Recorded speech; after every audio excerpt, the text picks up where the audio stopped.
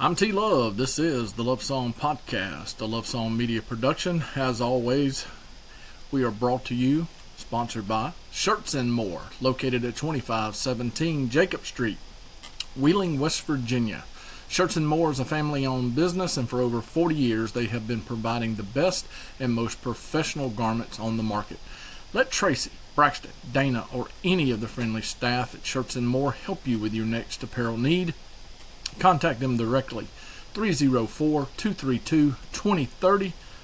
Tell them T-Love sent you. I guarantee you they'll take care of you. Continuing our post-July 4th 250th celebration, I've done a lot of questioning into our ally across the pond. We're going to continue that today with episode 39. Israel, ally or foe? I told you in multiple episodes how much money the United States gives to Israel each year. In episode 37, I gave you a breakdown by state, city, and county of your American tax dollars being used for military weaponry purchase and other U.S. aid and NGOs. In episode 38, I told you about the only attack ever made on the United States that we did not retaliate to, that being the 1967 bombing of the USS Liberty by Israel. Currently, we all see how the United States is trying to wager peace deals in the Middle East, while Benjamin Netanyahu is wagering war against Lebanon, Iran, Hezbollah, the Houthis, Hamas, Iraq, and now it looks like he's got his sights set on Turkey. With that being said,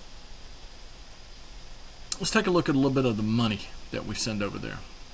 The United States has given Israel over $300 billion in total foreign assistance since its founding in 1948, when adjusted for inflation.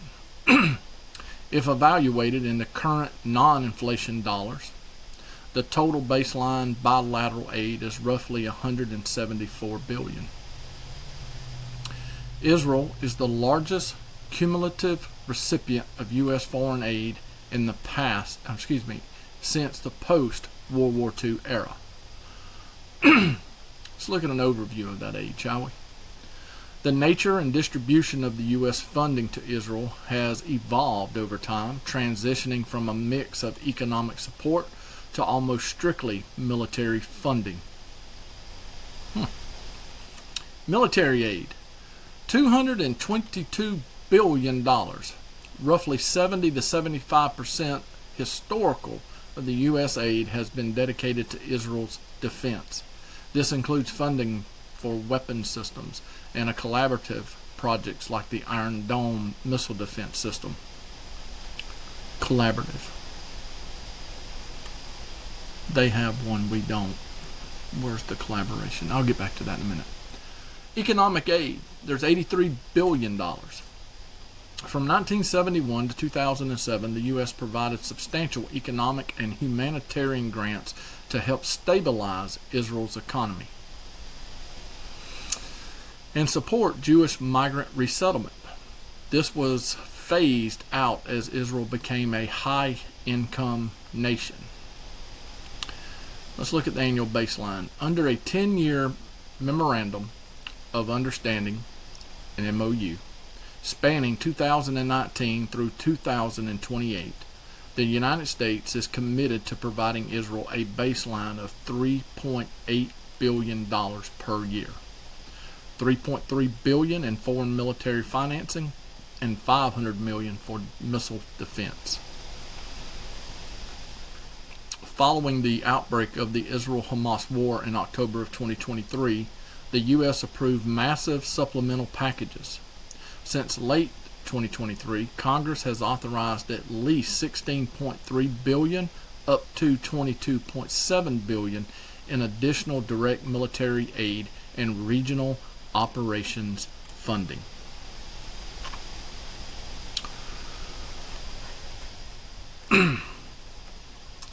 Let's take a look at the 1st Battalion, 8th Marines under the U.S. 2nd Marine Division, They had established its headquarters at the Beirut International Airport. On the early morning of October 23, 1983, a truck driver drove into the compound and detonated a load of explosives in a suicide bombing. The American death toll from the explosion was 241 servicemen, 220 Marines, 18 Navy personnel, and 3 Army soldiers. 68 Americans were injured. Rescue efforts at the U.S. compound continued for days. Rescuers were harassed at times by sniper fire, and some survivors were pulled from the rubble and airlifted to hospitals for treatment. It remains uncertain who was responsible for the bombing. Several radical Shiite militant groups claim responsibility for the attacks. In May of 2003, in a case brought by the families of the servicemen who were killed in Beirut, the U.S. District Court Judge Royce C. Lambert declared that the Islamic Republic of Iran was responsible for the 1983 attack.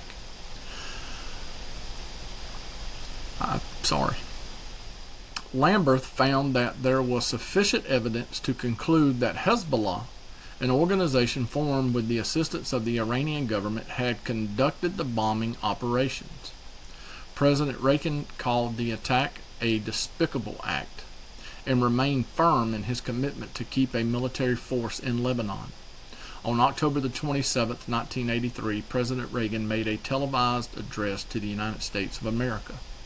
He declared that the military presence in Lebanon was important to the United States because peace in the Middle East is of vital concern to our nation, and the area is key to the economic and political life of the West. He also stated that the U.S. involvement was a moral obligation to assure the continued existence of Israel as a nation. What kind of impact did we have? Following the barracks bombing, the Marines were redeployed offshore where they could not be targeted by terrorist bombing attacks. Unable to sustain the resolve he had expressed months before, on February 7, 1984, President Reagan ordered the Marines to begin withdrawal from Lebanon. On February 26, 1984, the last Marines left Beirut.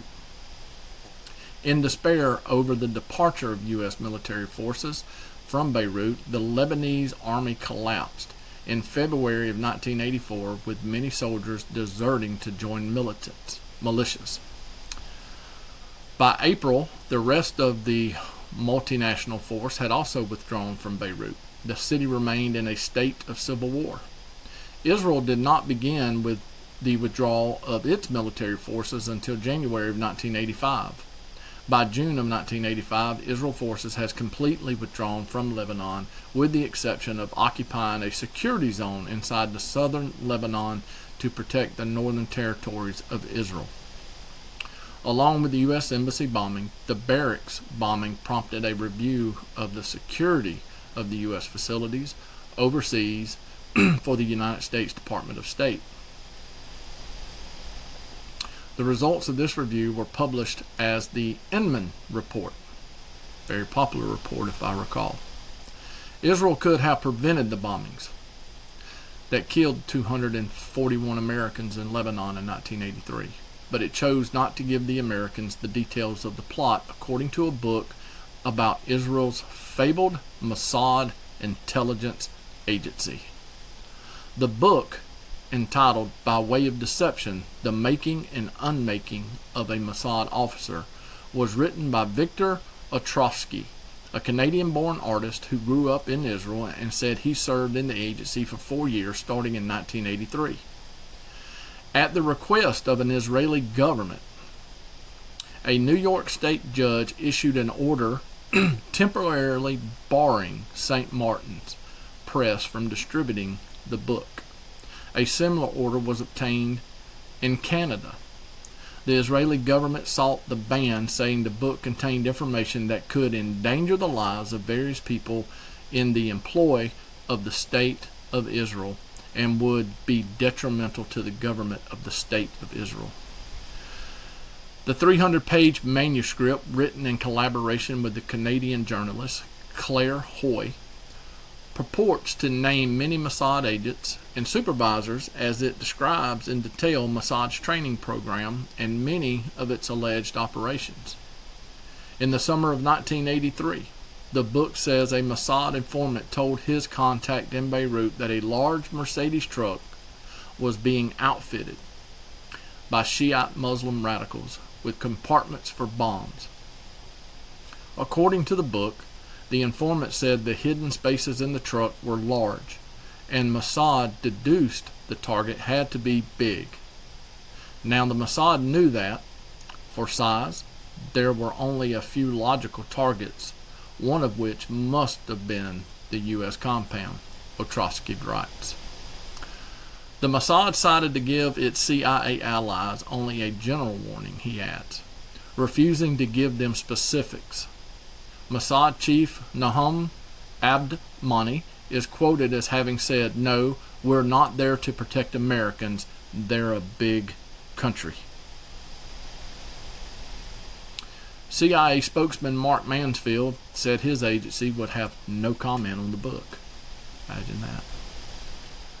Let's not forget, too, the embassy bombing. On April 18, 1983, a bomb was detonated at the U.S. Embassy in Beirut.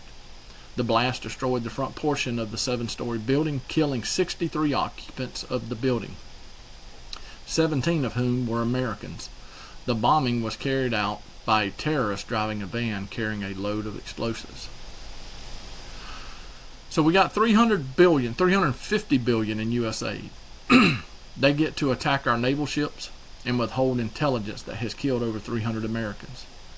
You also factor in that there's connections to the JFK assassination, the Charlie Kirk assassination, along with the Prime Minister of Israel being the only foreign delegate that can fly to the United States and sit down in front of our Congress without an invitation from our Congress or the President of the United States. Every single regime Israel has lobbied for the United States to topple has seen the United States go to war with or launch some type of military operation. Seems to me we spend a lot of money and resources protecting this country while they spend very little to protect our own in their backyard. We all know Israel is behind the Epstein files, not getting released, coming out little spits and spigots here and there, redacted. Let's not forget about the 5 dancing Israelis who knew about 9/11, which is why they were dancing. They knew 9/11 was going to happen. Now the question remains, having all the historical data, knowing that the United States government helped create the State of Israel during World War II. We're giving them $350 billion. We've given them an iron dome over their state. We've gone to war with Iran, Iraq, Syria, Sudan, Libya, you name it. Anybody that country has lobbied for us to help take out or regime change or whatever it may be, we've been the big bully on the block. So the question is Israel an ally or a foe? That's a serious question. I got through this a lot faster than I thought I was going to, so I want to go all the way back up to the top because there are a couple points I want to discuss.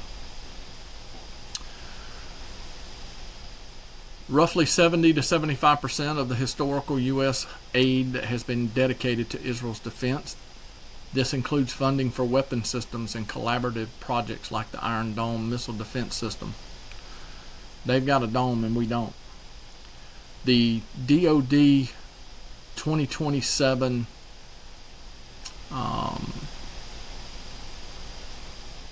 financial report has a section in there, 224. Benjamin Netanyahu urged Congress to pass Section 224, and it basically links our military system with Israel's military system. It links our computer system with their computer systems. That scares the hell out of me. I've said this in multiple episodes. If they pass this bill, Donald Trump, this should be a pretty easy veto for you, sir. But if they pass this bill, Israel can pick a fight with anybody they want in the Middle East. And if anybody retaliates against Israel, then it's almost like they're retaliating against us. Our sitcom would go to DEFCON 3 or DEFCON 2. I mean, let's hope it doesn't go to DEFCON 1. That's nuclear war. Israel is the only nation in the entire world that the UN doesn't inspect their nuclear arsenal. Oh, wait, they don't have one of those, Tim. Yeah, they do. They've got about 223, 226 nuclear warheads. Shh, nobody's supposed to know that. They've got nuclear capability.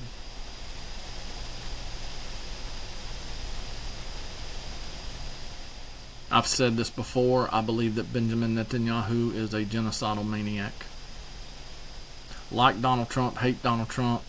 The Iran war, it's all about Israel. I've said this in multiple episodes. The Britain and the Oman government officials who were part of the peace deals between the United States and Iran said that they thought that Jared Kushner and Steve Witkoff were acting as Israeli agents. They believed, Britain and Oman, believed that a peace deal could be reached and war could be avoided.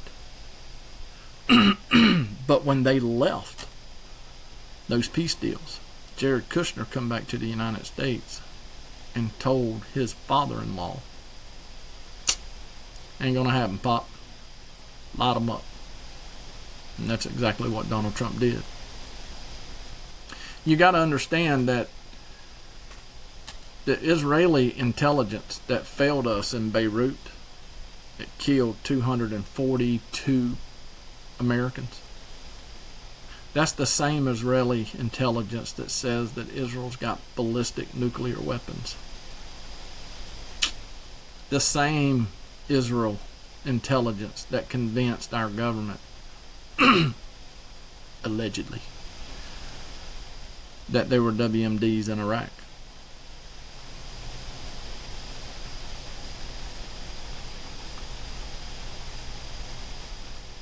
We've given Israel $83 billion since 1971 to 2007 in economic aid. From 2019 to 2028, we have an MOU with them for a 10-year period to give them $3.8 billion per year.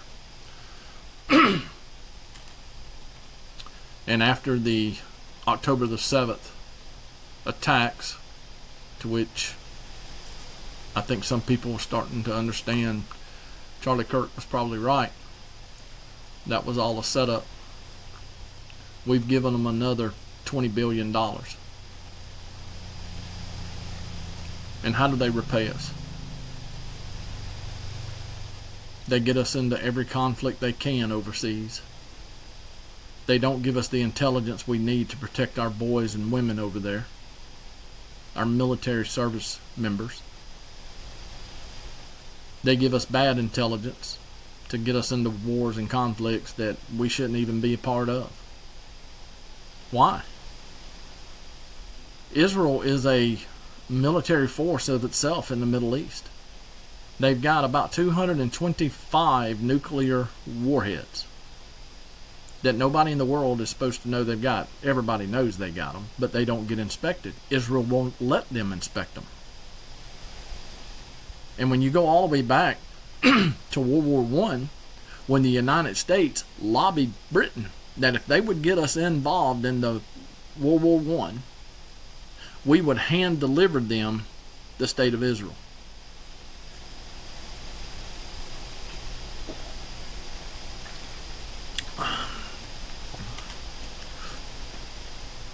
to which we did in 1948. And if you'll recall the history books, World War II raged from 1939 to 1949. And if you recall history, if you go back and look at the newspaper articles from 1921 to 1932,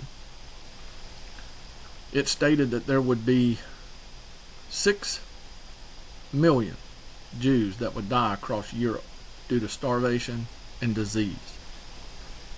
Every year it came out, that was the headline. 6 million Jews are going to die due to starvation and disease.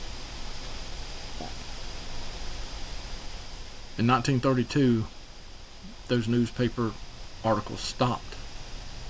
Hitler came into power in 1933. World War II started in 1939.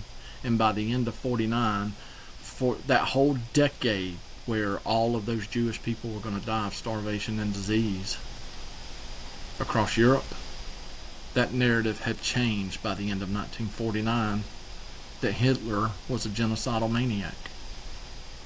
Benjamin Netanyahu himself went on it's a video, you can pull it up, and stated that Hitler was not trying to exterminate the Jews, he was trying to expel them from his country. Our history books have lied to us. Why? Why would they do that, T-Love? To the victors go the spoils. And they can write the history to make themselves look like heroes and to make the other people look like devils.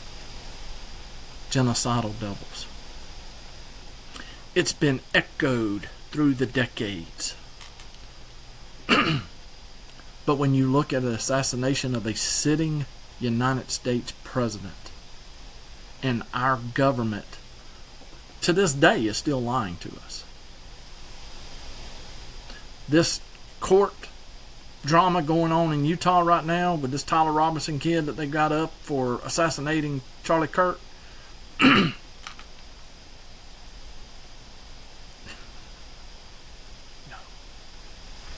Another cover-up. A conspiracy. How do conspiracies come about? Simple. Conspiracies only manifest themselves when somebody isn't being transparent. When the facts don't add up. When you can be driving down in your car and you're on your cell phone and it's done this to everybody, right? Just boop, you'll just lose your signal. But in the 1960s, we get a perfectly transmitted cell signal from the moon, 280,000 miles away. And in 2026, you can't drive down into a hill and come back up without your cell phone dropping a call. Please.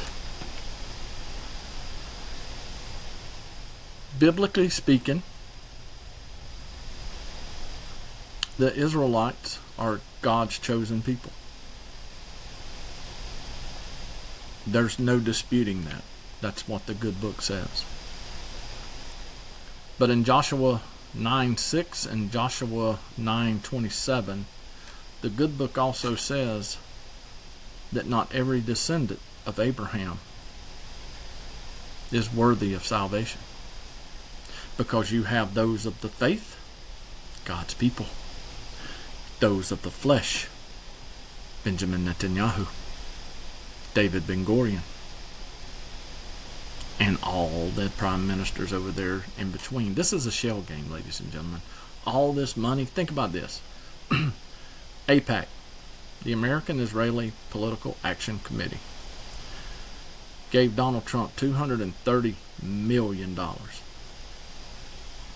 They also give 83% of your elected official hundreds of thousands, millions of dollars every election cycle.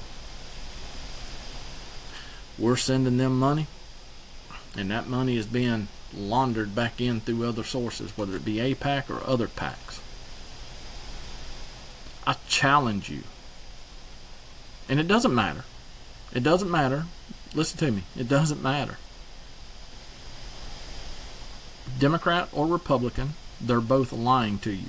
They're both stealing your money, and they're both pointing their fingers at the other side, accusing them of doing it all. So I'm going to give you a breakdown of how I look at both parties. They're both compromised. They're both corrupt. Currently, the Democrat Party is for open borders, soft on crime, defund the police, transgender movements, boys and girls spaces, a lot of things that go against the Bible and against our security and sovereignty of our own nation. They're creating a civil war, not to mention the racism that they push on the left, which I find to be totally... I don't understand how anybody with a degree of intelligence or common sense can take a Democrat seriously when they talk about racism. When you look at the history of the Democrat Party, they are the party of racism.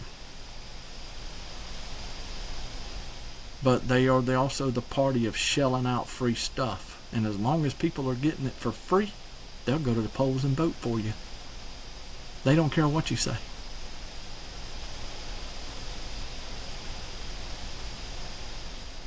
Then you take the Republican Party. They're against abortion. They're for secure borders. They're for crime and punishment of the everyday man. I'm not talking about the elected officials, right? They're okay with the killing as long as it's overseas. You got two parties. One's got to go with one side and one's got to go with another side, but they're both destroying our country. Morally, economically, physically, mentally, emotionally, ethically. Good has become bad, bad has become good, truth has become... They'll ban it. They'll censor you. These big tech companies that I and many other people broadcast on, they censor us. They flag us. They warn us. They take down our posts because they don't want people to know the truth. And by the way, if you're watching Fox or CNN or MSNBC, Young Turks, doesn't matter. They're all lying to you. They've got to give you the salacious side of the Republicans are trying to destroy us. They're taking away our rights. Tell me a right that Donald Trump has taken away from you. He hasn't. But I can tell you that when Joe Biden was president, they took away Donald Trump's right to free speech. They took him off of what is now X, it was Twitter. They banned him off of Facebook. They censored a sitting, ousted president of the United States. But they let terrorists own their platforms. January 6th is a political coup, but not by Donald Trump. No. I've got a bombshell for y'all. Everybody likes bombshells and salacious stuff, right? I used to say it didn't matter who you voted for. Both of them are bad, and I believe that.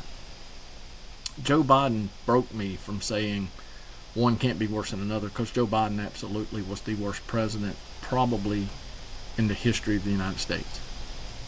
I thought Buchanan would never be replaced at that, but it's Biden, Buchanan, then Carter.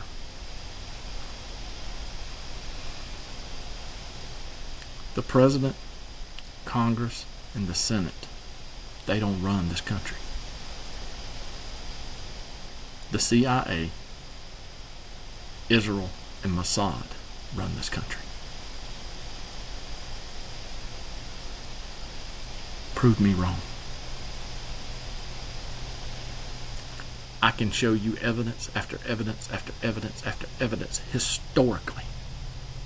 Doesn't matter if it's a Republican or a Democrat in the White House. Doesn't matter if the House is controlled by the right or left or the Senate is.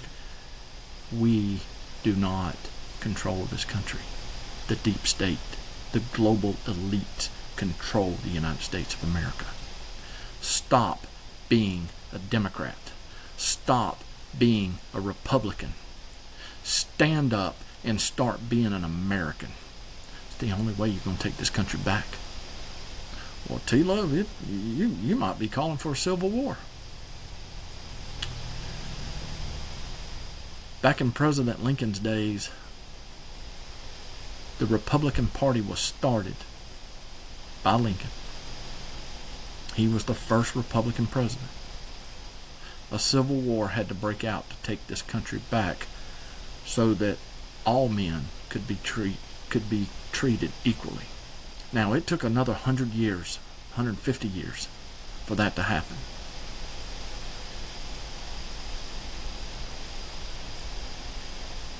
But you have to take a stand.